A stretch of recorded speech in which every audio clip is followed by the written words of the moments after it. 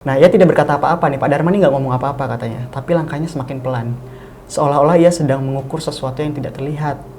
Ketika mereka sampai di lorong, menuju halaman belakang, tepat di depan jendela kamar bapaknya itu, Pak Dharma berhenti mendadak. Tatapannya tajam ke arah jendela. Tiba-tiba, katanya kacanya bergetar, Om. Ada sesuatu yang berbahaya, ucap Pak Dharma.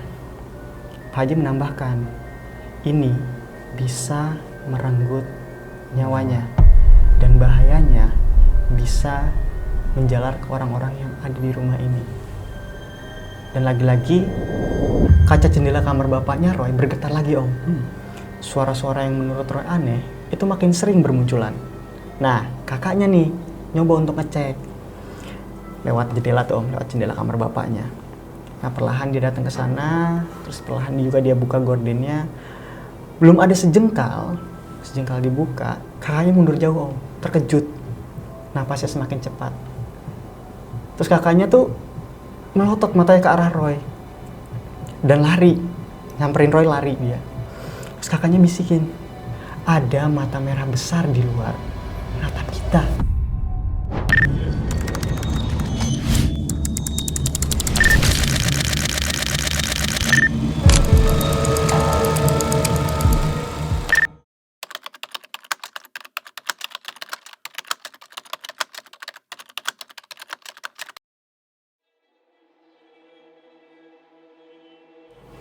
Selamat datang di klinik-klinik di mana kasus gaib akan kami kulik. Bersama saya Amai. Dan saya Om Hao. Mari kita bedah.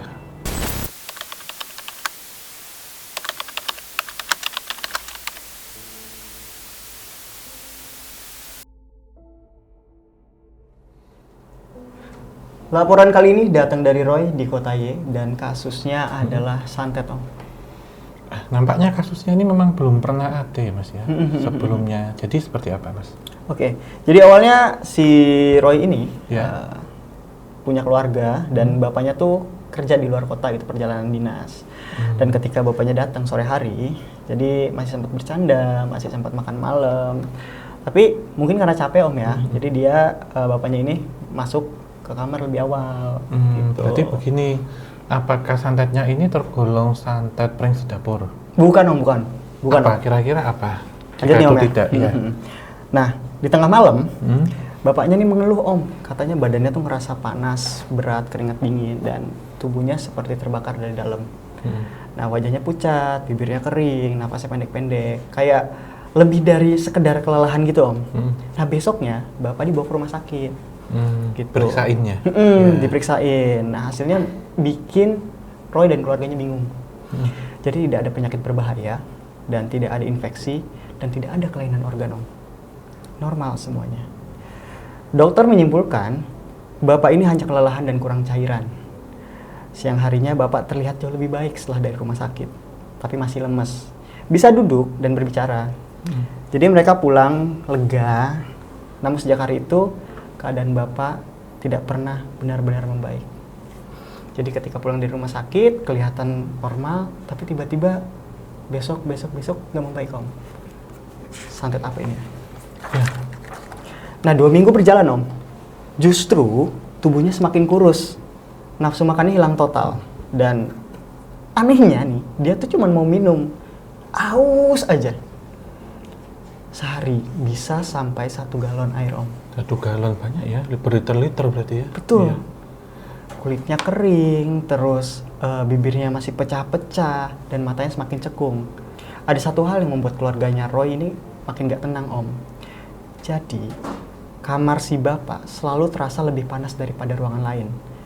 Bahkan saat AC 1PK dinyalain penuh tuh sampai 16, begitu pintu kamar dibuka, hawa panas seperti menyembur, Om, keluar, Om. Jadi ada hawa panas dari kamarnya itu. Seolah-olah ruangan itu menyimpan api yang tidak terlihat.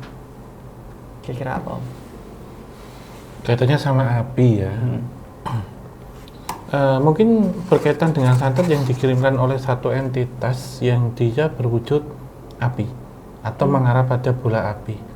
Karena saya melihat bahwa tadi clue-nya pertama adalah di Jawa bagian timur, kemudian suasananya panas, haus, bahkan sudah ada AC ini tuh ya.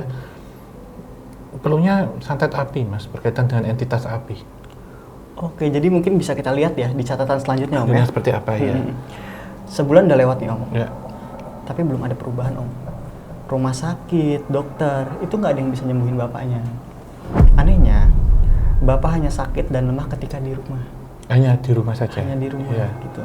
Karena keganjilan ini, ibunya memutuskan mencari pertolongan lain. Kita nggak tahu nih pertolongan siapa nih Om ya. Kita lihat ke catatan lagi. Siang itu, teman ibunya, seorang Pak Haji, yang biasa memimpin pengajian di komplek, datang ke rumah sama rekannya bernama Pak Dharma. Nah, sebelum masuk ke area rumah, mereka berdua sempat berhenti di depan pagar Om. Kayak berhenti dulu di depan pagar. Mukanya terlihat serius dan tegang, seolah melihat sesuatu yang berbahaya. Saat itu Roy Om yang menyambut, jadi dia ngebukain pintu pagarnya dan meminta mereka masuk. Nah, Pak Haji duduk di ruang tamu bersama ibu dan bapak. Sementara Pak Dharma meminta izin untuk berkeliling rumah. Nah, saat itu ibunya minta si Roy buat nemenin Pak Dharma nih buat keliling. Jadi Roy dan Pak Dharma ini mulai dari halaman depan Om. Begitu sampai di pagar rumah yang tadi mereka berhenti, ia mengerutkan kening, istighfar, lalu menggeleng pelan. Begitu juga di garasi dan lorong samping rumah Om. Jadi rumahnya itu mungkin lumayan agak besar ya Om, ada halaman, ada lorong, ada pintu samping. Nah, ia tidak berkata apa-apa nih, Pak Dharma ini nggak ngomong apa-apa katanya, tapi langkahnya semakin pelan. Seolah-olah ia sedang mengukur sesuatu yang tidak terlihat. Ketika mereka sampai di lorong menuju halaman belakang, tepat di depan jendela kamar bapaknya itu Om, Pak Dharma berhenti mendadak. Tatapannya tajam ke arah jendela. Tiba-tiba katanya kacanya bergetar Om. Kaca kamarnya bapak itu bergetar. Kira-kira apa ya ini, kok sampai maksudnya siang loh? Iya, siang hari ya. Justru tadi yang saya tangkap itu AC itu loh Mas. Coba dianalisisnya dilanjutkan. Ini Nah, ceritanya. di catatan ini bilang katanya itu bukan angin Om, bukan karena getaran dari luar juga. Pak Dharma mundur sambil beristighfar dengan keras Om. Dadanya langsung sesak. Begitu pula dengan Roy, dadanya juga ikut sesak. Bulu kuduknya Roy merinding. Tapi nggak ada penjelasan Om. Dari Pak Dharma itu nggak ada penjelasan. Dan langsung ngajak Roy ini balik ke ruang tamu. Di sana suasananya berubah. Ibu terlihat cemas. Pak Haji berkeringat, meski di ruang tengah itu ada AC menyala katanya. Di situ, Roy melihat bapaknya sudah duduk di samping ibu. Anehnya, beliau terlihat lebih seger Om. Terlihat lebih sehat, jauh lebih baik lah daripada sebelumnya. Betul. Nah, Pak Dharma duduk di samping Pak Haji. Mereka saling menatap. Tidak lama, mereka mengangguk bersamaan, kayak tahu sesuatu gitu loh, kayak menemukan sesuatu. Pak Dharma akhirnya berbicara, namun pelan, kayak ragu-ragu gitu Om. Ada sesuatu yang berbahaya, ucap Pak Dharma. Pak Haji menambahkan, ini bisa merenggut nyawanya dan bahayanya bisa menjalar ke orang-orang yang ada di rumah ini. Sambil menarik napas panjang, Pak Dharma berpesan, setelah kami pulang nanti, jika ada suara-suara aneh dari luar rumah, tak usah digubris. Jangan penasaran dan jangan membuka pintu sama sekali. Tak lama kemudian, azan asar berkumandang. Mereka pamit. Besok malam mereka akan kembali katanya. Bapak diminta berpuasa mulai esok. Setelah mereka pergi, kami sekeluarga berkumpul, kata Roy. Ibu bertanya, apakah bapak punya musuh? Bapak menggeleng, gak ada katanya. Perjalanan dinas kemarin hanya survei tanah calon kantor cabang. Jadi Roy dan keluarga ini ngeduga-duga Om. Sampai siapa yang ngirim, siapa yang melakukan hal ini. Dan gak ada satupun nama dari pikiran mereka masing-masing. Gak ada yang muncul siapa pelakunya. Dan tiba-tiba azan maghrib. Jadi apa ya Om ya, semacam kayak santet ini kayak emang buat ngejatohin bapaknya kan, yang buat bikin mati bapaknya kan. Dan itu kejadiannya cuma di rumah aja ya. Ketika rumah itu dikelilingi atau diputerin oleh entitas ini. Yang tidak ngebuntuti atau tidak ngikutin sampai keluar rumah Mas. Gitu. Tapi apa kira-kira dampaknya ketika Pak Haji datang ya Om ya? Sampai ada getaran, sampai berkeringat, bapaknya sehat. Sehat, iya. Mungkin begini Mas, ketika Pak Haji datang mungkin melafalkan atau mendoakan beberapa seperti ruqyah ya, atau ruqyah ringan menurut saya ya. Sehingga membuat entitas ini terasa dia netral atau pergi sementara. Tapi belum menyelesaikan apapun ya Mas? Belum. Jadi kayak apa ya modelnya, mungkin kayak berobat tapi tujuannya untuk meringani rasa sakit, peringan rasa sakit. Seperti obat ya. Jadi dia obat, orang ini sakit ya, dia diringankan nyeri, peringan nyeri, tapi masih ada penyakitnya. Nah ketika Pak Haji udah pergi, datang lagi tuh entitas tuh. Tapi fungsinya puasa apa kira-kira Om di sini Om? Mungkin untuk ini ya, pensucian mungkin Mas, atau mengosongkan apa yang sudah ada di dalam tubuh. Karena arti dari puasa itu kan berkata ini kan ya, meristat ya, atau mengendalikan hawa nafsu. Lalu keduanya adalah hawa nafsu. Hawa nafsu itu kan panas. Energi Energinya, api lagi. iya. Berarti connect dengan dua. Saya bilang pertama tadi rumah yang panas, rasa haus, kemudian ini adalah puasa. Berarti mengendalikan hawa nafsu. Berarti untuk mengatasi energi panas tubuh secara non medis ya.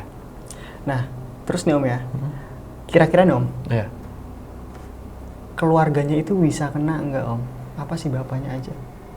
Menurut saya itu disasarkan ke bapaknya aja, tapi bisa satu rumah keluarga. Saya bilang satu rumah ya. Siapa yang menempati situ walaupun nggak satu keluarga dia akan kena efek. Berarti bener ya apa yang dikatain Pak Haji itu ya? Iya saya sepakat. Nah ini ada catatan yang mau aku tambah Om.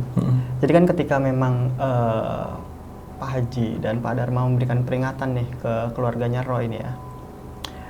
Apakah memang kedatangan mereka atau ruqyah yang dilakukan oleh mereka itu memantik pergerakan makhluk-makhluk yang ada di sana Om? Pasti Mas. Ibarat kata kan mereka mengajak berperang. Jadi entitas ini jauh lebih siap membuat satu pertahanan, bahkan entitas ini memperkuat diri. Karena kan entitas ini diperintahkan untuk dikirim ya oleh seseorang. Dia tentunya bekerja di rumah itu. Nah, ketika ada orang yang datang untuk menghalangi kinerjanya, dia pasti akan berontak. Oke, makanya Ya. Pak Haji ini bilang ya Om ya, tak usah digubris, Ya. jangan penasaran dan jangan membuka pintu sama sekali. Itu maksudnya nggak usah digubris dan jangan penasaran lalu nggak boleh ngebuka pintu, itu sebenarnya korelasinya apa Om? Iya, jadi ibarat kata ini, kayak kita itu mengaburkan itu dulu, tidak tersugesti terlalu dalam. Karena salah satunya bahwa ketika kita tersugesti terlalu dalam, overthinking, entitas itu akan gampang dengan mudah untuk membaca pikiran. Menakut-nakuti. Iya, memberikan teror. Memang gangguannya bisa secara metafisik yang berujung ke penyakit non medis, tapi nanti bisa berujung ke medis atau secara psikis. Oke, menarik. Iya. Nah kayaknya bener Om, dan ini sesuai catatan ya. Iya. Pada saat maghrib kan Roy masuk ke kamar nih, baru aja nutup pintu, dia tuh ngedenger suara teriakan ibunya. Tiba-tiba ada suara teriakan Om. Dan di sini, Teris gitu ya. suara teriakannya itu dari arah kamar mandi Om. Mereka berlari ke sana. Si Roy ini berlari ke sana. Yang ternyata sudah ada kakaknya terlebih dahulu. Karena dia mendengar suara yang sama. Jadi Roy, kakaknya nih ngedengar suara teriakan Om. Nah mereka bertatapan tuh di kamar mandi. Gak ada siapa-siapa, kosong. Kosong ya.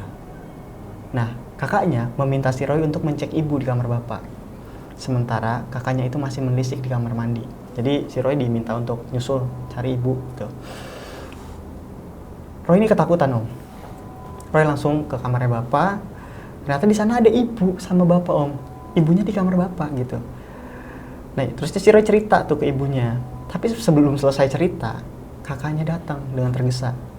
Mukanya pucat. Dan air matanya itu kayak ditahan gitu Om. Kayak mau nangis tapi gak keluar. Iya. Akhirnya mereka berkumpul tuh berempat di kamar bapak. Lalu ibunya meminta Roy dan kakaknya itu balik ke kamar. Dan ibunya melanjutkan ngaji dan zikir bersama bapaknya. Malam itu Roy nggak bisa tidur Om. Kamarnya tuh terasa panas. Hampir mirip kamar bapaknya. Napasnya berat. Terus kayak gelisah lah Om ya. Gelisah gitu. Jam 1 malam, kakaknya datang ke kamarnya. Diketuk dulu tuh pintu kamar si Roy. Dengan suara bergemetar. Jadi katanya kakaknya ngelihat bola api seukuran kepala manusia yang membara lalu meredup. Jadi kayak detak yang ngeget. Kakaknya itu ngeliat itu di dalam kamar mandi Om. Ketika menyuruh si Roy untuk ke kamar ibunya. Jadi ketika kakaknya menelisik, kakaknya melihat bola api itu Om. Akhirnya mereka sepakat Om untuk ke kamar bapaknya karena takut.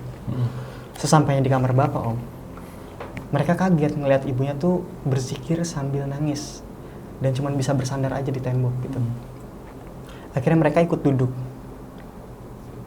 Kamar itu panas banget. Tapi mereka bertahan di sana. Di kamar itu berempat dan nggak ada yang tidur. Mungkin ini Om ya, takut, gelisah, ya. khawatir. Dengan sedikit berbisik, ibu bercerita. Selama ia berzikir sambil menggenggam tangan bapak, sayup-sayup, ibu mendengar suara teriakan Om. Tipis, tapi jelas seperti berteriak. Dan yang lebih mengerikan, berkali-kali kaca jendela kamar bapak itu bergetar dan ada suara cakaran juga. Ini harus jadi catatan Om. Iya. Kaca jendela bergetar dan suara cakaran. Cakarannya. Betul. Roy dan kakaknya cuma bisa, gimana nih gitu. Akhirnya dilanjut dengan zikir bareng ibu dan bapaknya. Menjelang jam 3 pagi Om, dari luar kamar terdengar suara-suara yang nggak tahu asal usulnya dari mana. Terdengar suara ledakan, auman, langkah kaki. Jadi aneh-aneh suaranya. Ibu, Roy, kakaknya dan bapaknya itu mendengar semua suara itu. Dan lagi-lagi kaca jendela kamar bapaknya Roy bergetar lagi Om. Suara-suara yang menurut Roy aneh itu makin sering bermunculan. Nah, kakaknya nih nyoba untuk ngecek lewat jendela tuh Om, lewat jendela kamar bapaknya. Nah, perlahan dia datang ke sana, terus perlahan juga dia buka gordennya. Belum ada sejengkal dibuka. Kakaknya mundur jauh Om, terkejut. Napasnya semakin cepat. Terus kakaknya tuh melotot matanya ke arah Roy dan lari, nyamperin Roy, lari dia. Terus kakaknya bisikin, ada mata merah besar di luar, menatap kita, kata kakaknya. Kini tangis kakaknya nggak kebendung lagi Om, dan ibunya langsung turun karena ngeliat anak-anaknya kan kok kayak pada panik. Akhirnya dipeluklah mereka. Nggak lama subuh tiba, mereka baru berani keluar kamar. Rumah tampak normal Om, tapi ada bau gosong dari dapur dan bau amis menyengat dari ruang tengah. Ini juga jadi catatan Om ya. Roy tertidur Om di sofa. Nah dia nih mimpi, katanya rumahnya itu dikelilingi oleh bola api. Satu di antaranya sangat besar, bertengger di atas genting. Jadi dalam mimpinya itu nampak entitas menyerupai bola api besar. betul. Ya. Menarik nih Om. Iya, saya sudah dapat jawabannya sebenarnya apa itu. Iya. Tapi tetap Mas Ame lanjutkan ya seperti Iya, apa kisahnya dan ini kasus ini. Tapi Om, kalau emang sosoknya cuma bola api, Iya. itu kira-kira apa ya Om? Yang suara cakaran, suara langkah kaki, auman dan lain-lain. Apakah ada sosok lain Om? Iya, sebenarnya itu bisa mengacu sosok lain ya Mas ya. Jadi entitas yang menyerupai bola api ini dia membawa. Dia mungkin bisa disampaikan seperti carrier gitu, dia membawa beberapa entitas lain juga untuk masuk ke situ. Karena sejatinya entitas bola api ini itu bisa jadi dia hanya sebatas kurir, tapi memiliki power yang besar. Oh, jadi karena energinya besar itu Om ya, si bola api itu, jin bola api itu membawa entitas-entitas lain ke dalam rumah. Makanya mereka ngerasain efeknya gitu ya. Iya, jadi penuh ya. Jadi model kalau itu efek cakaran, getaran, itu mungkin bentrokan energi. Cakaran nggak selamanya gini Mas. Bisa jadi itu gesekan yang menyerupai suara cakaran gitu. Baik. Dan itu emang sesuai di catatan sih Om. Iya, iya. Ini si Roy ini bangunnya sore Om, pas banget ketika Pak Haji dan Dharma datang. Iya. Nah itu udah maghrib, jadi dia tuh tidur kayak dari subuh sampai maghrib. Itu apa karena capek juga kali Om ya, karena energinya besar jadi, ya? atau terserap ya energinya. Bisa jadi juga jiwanya ada yang keluar. Kita sebut juga beberapa 5 pancar. Oke. Ya, ada yang keserap keluar atau berpindah keluar.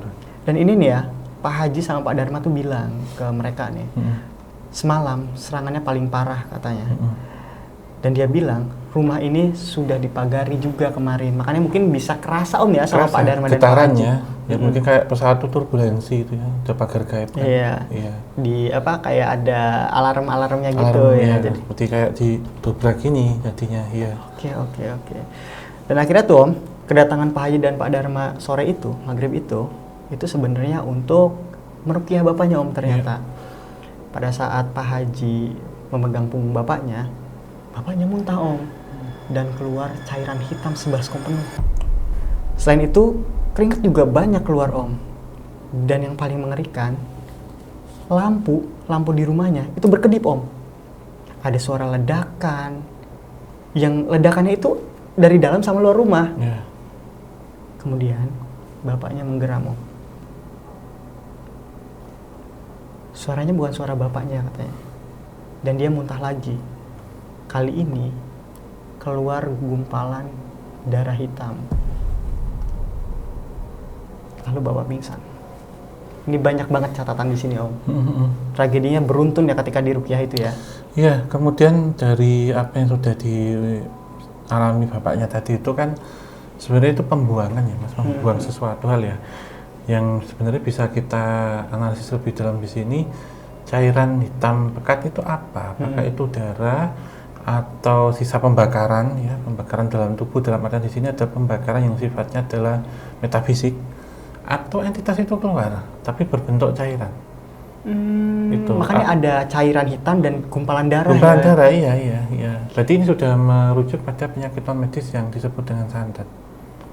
Tapi jenisnya apa ini? Kan gitu pertanyaannya sekarang jadi satu pertanyaan itu.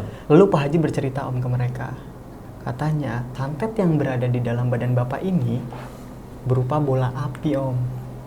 Bola dari kepala manusia yang orang biasa sebut dengan jin Banaspati. Jin ini ditugaskan oleh seseorang untuk membunuh bapak secara perlahan dengan membuatnya lemah seperti penyakit tipes. Jadi tadi kayak ada beberapa gejala-gejala ya Mas. Salah satunya adalah bau gosong ya. Bau gosong di sini mungkin bisa merujuk pada bau gosong seperti kabel terbakar. Kemudian ada bola api ya, suhu yang panas, amis. Ya, itu saya sudah dari awal sudah kemudian mengarahnya ke ini Banaspati gitu. Jin Banaspati yang dikirim. Tapi jin Banaspati sendiri dia sebagai kurus sebenarnya, carrier pembawa. Saya melihat di situ memang ada entitas besar, tinggi besar yang berkuku tajam dan bermata merah. Itu yang mengacau keluarga sebenarnya. Kalau Banaspati ini yang mengintari rumah. Yang memang dikirimkan oleh seseorang untuk tujuan negatif ya tentunya. Jadi emang sesuai dengan apa yang Roy catatan ke sini Om ya? Iya, sesuai yang dikirimkannya. Iya. Jadi beberapa menit kemudian bapaknya bangun Om setelah itu Om. Sorot matanya kembali normal. Ia berdiri sendiri, perlahan mencoba meregangkan tubuhnya. Bapak mengucap syukur. Badannya terasa jauh lebih baik. Nah, bapaknya ini terus cerita Om ke mereka. Ingatannya seperti kabur katanya. Dia banyak lupa dengan apa yang terjadi saat dia tiba di rumah sore itu setelah pulang dinas. Yang paling jelas, setiap ia memejamkan mata, ada bola api di depannya. Kadang membara, kadang meredup, kayak yang dilihat kakaknya. Kadang juga berupa kepala manusia dengan rambut api. Namun bapak seperti tidak bisa bercerita Om, kayak mulutnya tuh tertutup gitu. Yang paling memilukan, si bapak ini bilang tubuhnya ini seperti diikat oleh rantai api juga Om. Nggak sakit, tapi panas dan haus. Jadi ngerasainnya tuh sakit mah enggak, cuma panas dan haus. Nyiksa banget kan Om kayak gini ya. Nah, kadang bola api itu mendekat masuk ke dalam badannya bapak. Kadang berada di hadapannya, kadang juga terlihat di sudut kamarnya. Kan pada saat bapak diruqyah itu Om, Pak Dharma kan di luar seperti membentengi mungkin Om ya. Nah, terus dia masuk ke dalam rumah, meminta Roy untuk coba tangannya mana katanya. Pegang juga tangan ibu. Nah, awalnya genggamannya panas Om.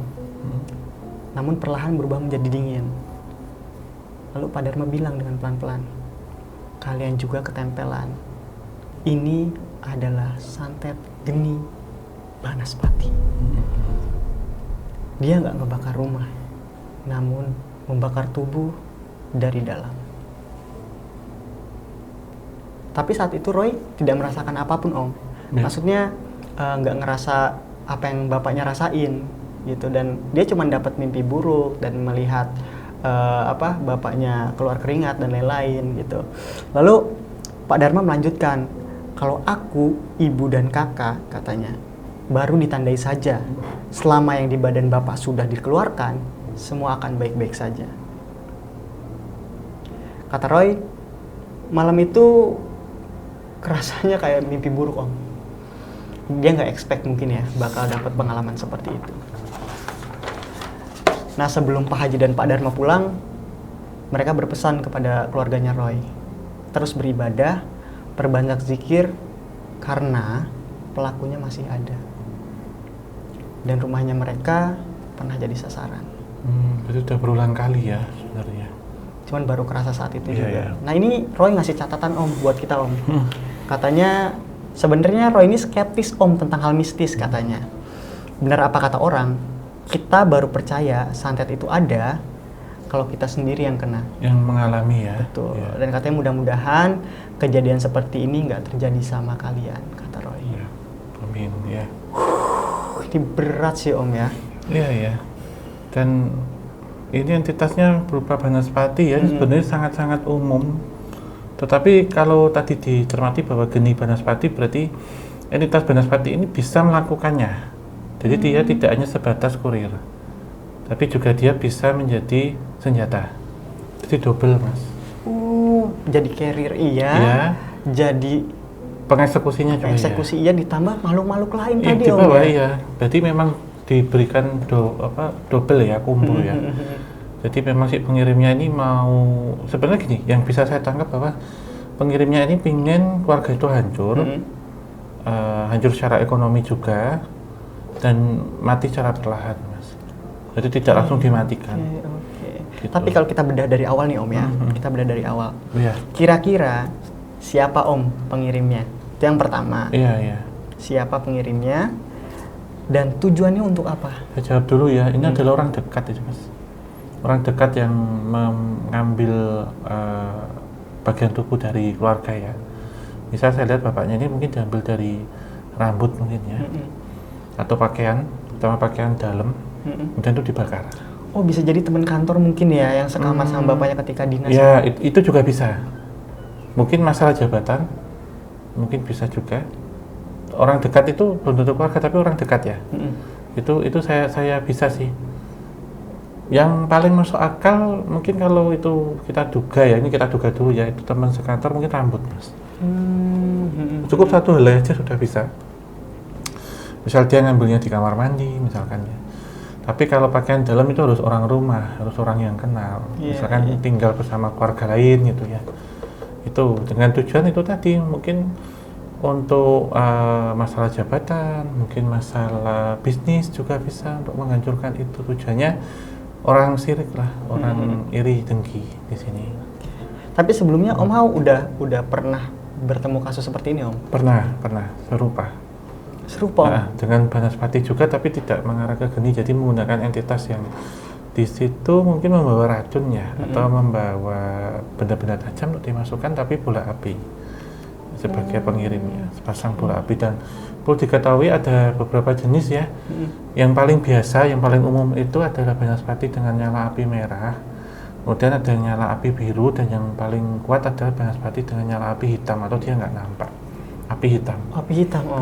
Bisa dia dilogikakan atau diasumsikan kayak ngeliat kita nyalain korek api mas, atau kompor gas. Kalau mas Hamid mungkin lihat lebih cermat lagi, biasanya ada lidah yang berwarna oranye atau merah, biru, kemudian ada yang satu yang kayak dia seolah-olah ngambang, nggak kelihatan, itu adalah api hitam, itu yang paling panas.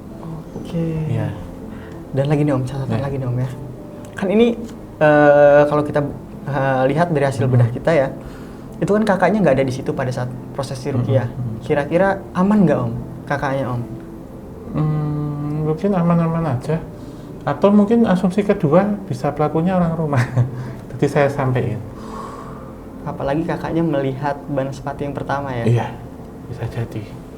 Menarik. Mungkin di sini dengan maksud tujuannya bisa rasa cemburu juga bisa. Apakah dulu terlibat asmara dengan ibunya Roy misalkan, atau yang kedua masalah warisan klasik, itu juga bisa. Jadi ada dua asumsi ya. Karena kan ini berdasarkan cerita, tidak ketemu dengan korban langsung, jadi kita asumsikan dulu. Gitu. Oke, jadi mudah-mudahan emang nggak begitu lebar ya. Tapi nih Om, ini catatan terakhir Om ya. Dari kasus ini, kira-kira seberbahaya apa Om? Kalau kita lihat levelnya tuh 0 sampai 10 ya, ini sudah derajat 8 Mas. 8? Tinggal eksekusi, bisa meninggal. Oke, jadi ini termasuk kasus yang berbahaya ya Om? Berbahaya, ya, tidak sepele. Dan indikator berbahayanya itu dari mana Om Tony? Iya, pertama tentu keributan dalam rumah tangga ya. Yang kedua serangan sudah mengarah ke fisik ya. Sebagai satu contoh tadi sudah ada kaca yang bergetar. Kemudian yang ketiga, ketika tadi ada untuk percobaan untuk ruqyah dan pembersihan adalah warna itu sudah merah dan juga hitam. Hitam itu indikasinya adalah ini Mas, gosong ya, kebakar, darah yang sudah dibakar itu. Dan juga ada beberapa yang sudah ada di depan mata, misalkan tadi ya ketika jadi entitas itu sebenarnya sudah ada di dalam diri. Dari bapaknya itu sudah masuk dan sudah dirasakan secara fisik, tidak hanya satu orang, misalkan kamar yang dibuka panas. Wah, separah itu ya Om ya. Ya syukurnya keluarganya Roy ini dibantu ya sama Pak Haji dan Pak Dharma. Ya, Jadi terselamatkan. Jadi tidak berdampak sampai meluas, parah. ya. Gitu ya Om. Laporan kali ini sudah kita cukupkan Om ya? Dan udah kita bedah juga. Syukur pengirim juga selamat gitu, keadaan sehat. Mudah-mudahan memang seperti apa yang dipesankan oleh Roy tidak terjadi dengan kita ataupun orang-orang gitu. Ya, amin ya. Oke Om, kita beralih ke kasus selanjutnya. Dan jangan lupa Sobat Javanika yang punya cerita, kasus atau hal-hal yang berkaitan sama horor, gaib bisa langsung lapor ke, bisa dikirim di arsipcerita.ktj@gmail.com. Dan jangan lupa juga teman-teman untuk like, subscribe. Sampai jumpa di kasus gaib selanjutnya.